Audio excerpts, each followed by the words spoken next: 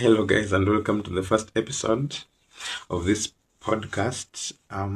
Not yet decided the name yet, but in this introductory section, I'm going to give you an in-depth of how I think, because sometimes it's important to know how someone thinks so that you can understand where they're coming from their actions. Because we might have a president who is, according to us, mismanaging the country, but if for them that's how they think the presidency should be handled, it's like someone is doing a mathematics exam and you are marking it in Kiswahili. You are not in the same subject. So yeah, it's important to know how someone thinks.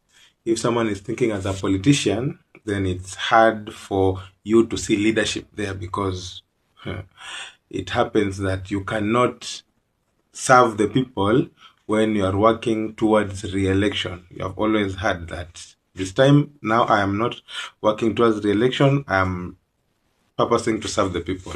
It's crazy that we spend so much money in these politics things, and yet those things look like they are mutually exclusive. So anyway, introductory section. So my name is Gerry Manifesto Watch, and I'm a certified economist who has never practiced. I know AI, I know people, and I'm very passionate about education. So I'm going to go through those 4 things and then we are done with this introduction. So the first one is economist. Well, in third year, University of Nairobi, I thought, how do economists make money? Where do they work actually? And the response is banks and insurance companies. So how do these institutions make money? Banks usually charge so much interest rates that customers are unable to pay, so they get their collateral. And then insurance companies, they make money by collecting as much premiums as possible, and then wanaruka cases. Insurance always wanatafuta every flimsy part of the clause that enables them to ruka the case so that they make the money. It is so much so that there is usually an award for any insurance company that pays out so much, because that's not the game here. So congratulations, here is a trophy for you for doing your job actually. So that's part of the economist. Secondly, I know AI, and I think we are doing it wrong, because we are used to any new technology has to be taught in a school form or something. And if we try to learn AI in that way, we are, number one, slowing innovation, and number two, we will never get the correct results, because then learning AI means that we teach teachers AI, then they teach students. And so if there is a bias in the teacher towards AI, it will be obviously transferred to the children. Take it as simple as this. If a teacher has an accent and she's teaching, or he's teaching the younger classes how to pronounce things, the class will learn how to pronounce things in that teacher's accent. So take the biases against AI or for AI. Maybe people overbelieve in it. For me, AI is, people need to this is the last point now, but let us go through it right now. So people need to learn to read, and then to think, and then they are given AI to play with it. AI is for playing with it. You play with it. Studies have shown that humans will always look for a problem. So even if you give them AI to play with it in 6 months, you will find people have found solutions to something. You will find children have found solution to something that is a problem in society. So give it to play with them. The third one was that I know people. So I am a communication expert, and I do communication strategies for quite a number of clients. And that's that. Number 4, which is the brunt of this conversation, is I am passionate about education. And I think everybody wants educational reforms, but we are going through it wrongly. For example, when the constitution was formed, the MPs were given the job to write the laws, and among the laws are the impeachment laws. And if you see it with me, you can see that they made every other position very easy to impeach except your MP. Your MP, you will have to wait for 2 years before you can impeach, and then you have like 10 months or 1 year window, and then after that, it's too late to impeach. And impeachment cases are so hard to bring, so they take so much time to bring for MPs, because it's the people out there who are saying for governor ni MCAs no wanasema, so it's easier, it takes less time. So why can't we have educational reforms is because when we try to think about educational reforms, we think about the stakeholders, and the first people that will do as stakeholders are professors in education. Not professors everywhere, professors in education, because you think those are the echelons of performance in this field, so they need to have a say. Remember about MPs, they need to have a say on how to impeach MPs. They made sure it's very hard so that they are protecting their jobs. And the irony is that most of them in this 14th parliament, I guess, or is it 13th, they want to be governors now, and they made it easier for to impeach governors. So we'll see about that. So when you give professors the part to do educational reforms, the first thing they'll think of is how to retain their jobs. And so classes have to exist. Lessons have to exist in that lengthy form, and then do something to make it expensive so that lecturers are paid more, universities get more funding, because education is expensive. Yeah, so we will always get it wrong in educational reforms because of that. But I have a solution. So my solution starts like this. We should first check what's the purpose of education. And when I was young, we had a wall hanging at our place. It was a photo of a small kid wearing diapers and a hat. And the quote there was that the purpose of education actually is to replace an empty mind with an open one. Empty with an open one, not full, empty with an open one. But the current system is checking if that one's empty mind is full. So we will be getting it wrong if we are against the purpose of education. The purpose of education is just to create productive members of the society. By that time, productive people in the society were engineers, because the time it was industrial revolution, so it needs people to build, and people to provide banking services, loans, insurance services against fire, blah blah blah. Doctors were also needed to treat some workplace injuries, things like that. Also, advances in medicine meant we had jobs for doctors, such like things. So those were the people who were most productive in society. And if you check also, the billionaires were people who had been engineers, architects, because at that time the world was being built.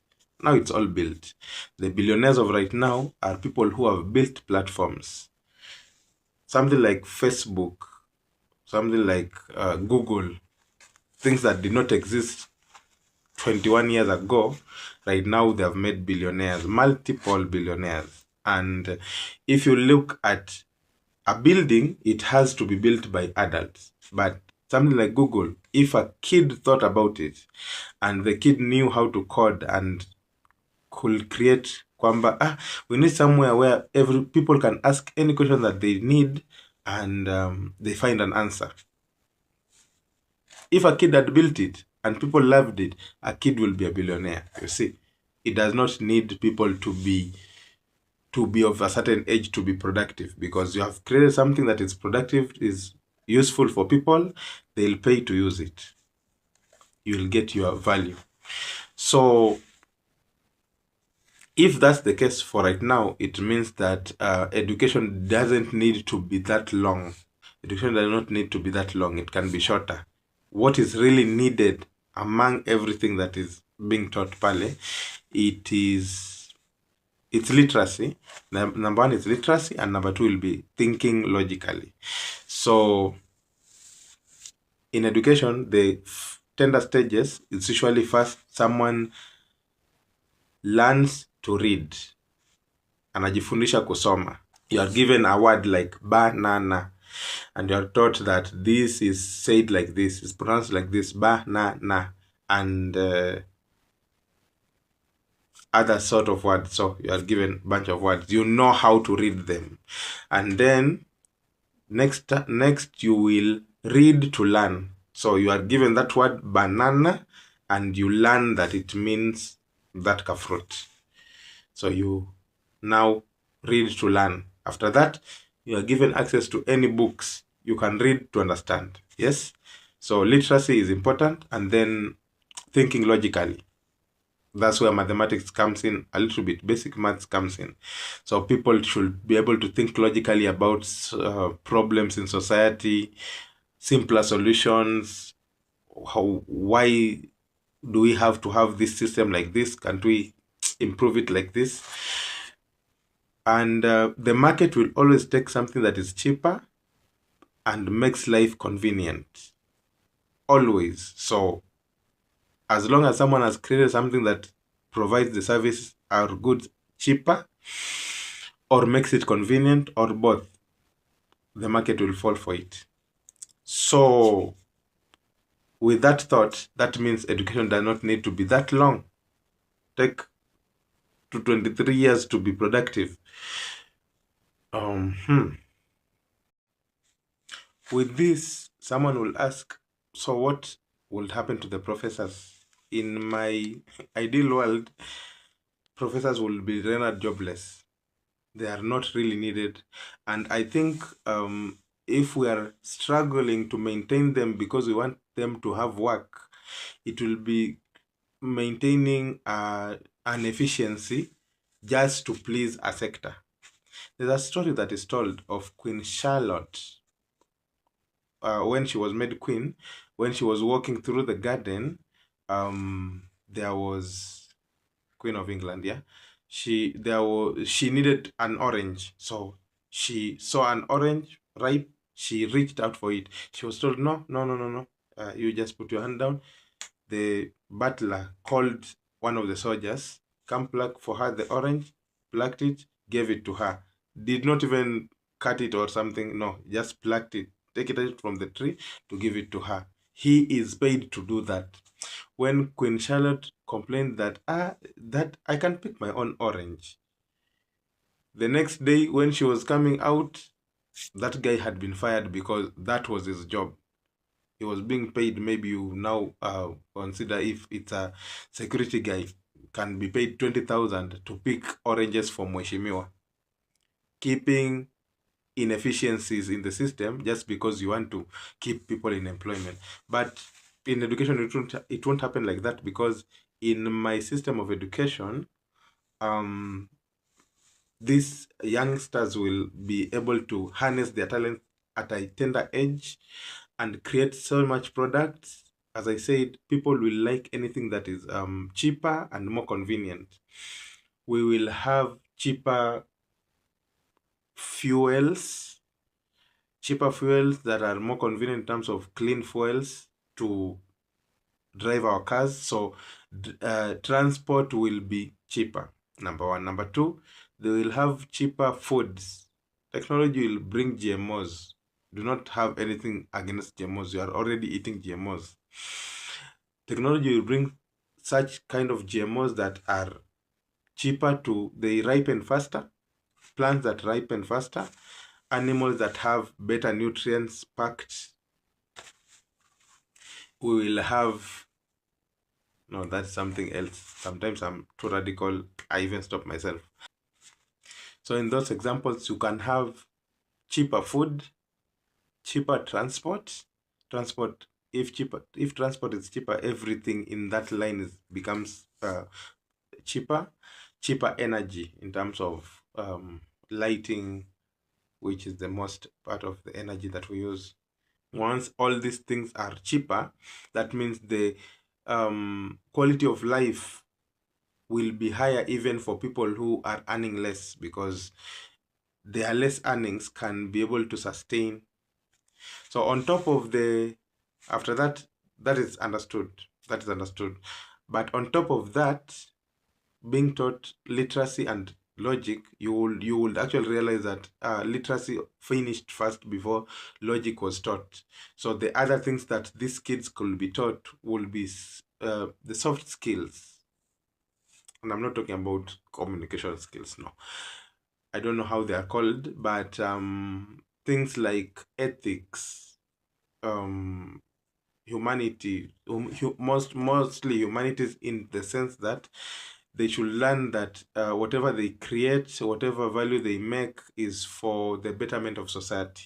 It's not really running towards capitalism to gain. So if kids are taught from a tender age kwamba whatever we should learn to share, we should learn to give back to the society. So the few that make such good things that they could sell for so much, we will have more philanthropists and all that to cover for the less privileged ones. So the kind of level of livelihood will be ahead more than right now, that we are struggling to say professors must be maintained because they are the most important shareholders. The thing that you think is the most important shareholders might be the thing that is keeping us from succeeding.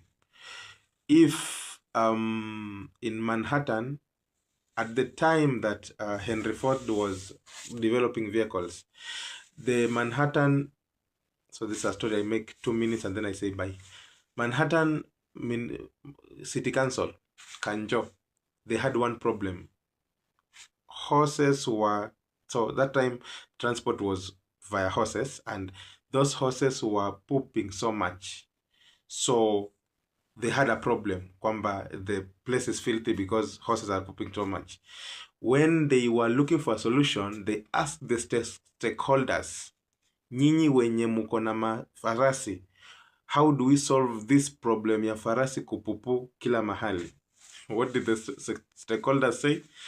Create a department ya transporting this pupu itoange from Manhattan City. What? Oh, that's a good idea. The city council said yes. So, which thing do we use to transport?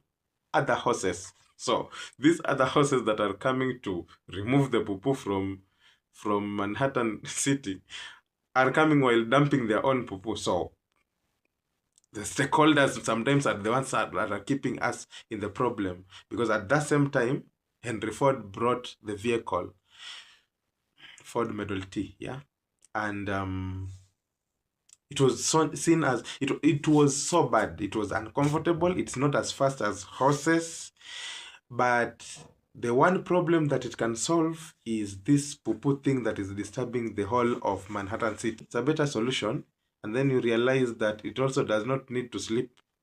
Horses need to sleep. This one does not need to sleep. It can run anytime that you wish it to run. It does not get sick technically, but Ford akona hiyo system ya kuzitengeneza. So the stakeholders, my main point there is that the stakeholders sometimes they hold us from achieving, because part of their real mandate or real purpose is to keep themselves in a job. Throw away the professors, look at what the purpose of education should be, and work towards it like it's a new thing, because it really is a new thing. Industrial revolution was over 200 years ago. We cannot be thinking that it's important to have people who are achieving, who are being productive at that 25, 26, 27 of age, while we could have people at 10 years old already creating platforms able to solve problems in the society. We teach them to be good citizens, and they help each other because we are trying to live together in this world. So that's how I usually think. Think like the box does not exist. Do not think outside the box, because you will have to keep a box somewhere, then you think outside. No, think like the box never existed in the first place. Look for solutions that are not direct, but really get into it and see how it can be solved. So I am an advocate for people to use their talents, skills, advocate for governments to create an enabling environment for these people, and I hope one day my message will be heard. This is the first episode. We have finished at 3 o'clock. You know that story about 3 o'clock? It's also not true, because Satan cannot be busy here while in Nigeria it is. Nigeria is behind us. So Nigeria is 2 hours away to Seme. So Saturn is being busy while going towards the longitude. Let's see. Anyway, I'm out of the topic. That was the first episode. Bye bye.